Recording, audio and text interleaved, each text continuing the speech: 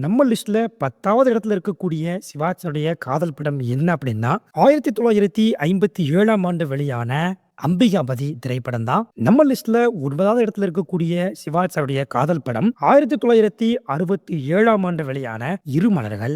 நம்ம லிஸ்ட்ல 8வது இடத்துல இருக்கக்கூடிய சிவாஜியுடைய காதல் படம் 1961ல வெளியான பாலும் பழமும்.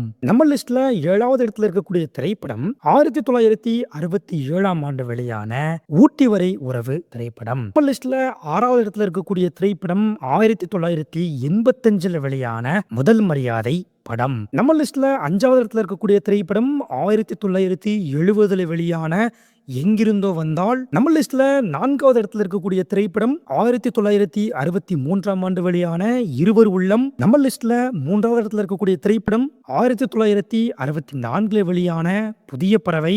நம்ம லிஸ்ட்ல 2வது இடத்துல இருக்கக்கூடிய திரைப்படம் 1968ஆம் ஆண்டு வெளியான தில்லானா மோகனாம்பாள் திரைப்படம்.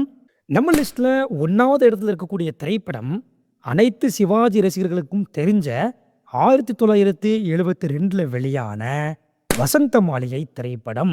இப்போ நான் சொல்லியிருக்க இந்த 10 படத்துல உங்களுக்கு எந்த படம் ரொம்ப பிடிக்கும் அப்படின்றத நீங்க கமெண்ட்ல போடுங்க. ஓகேவா?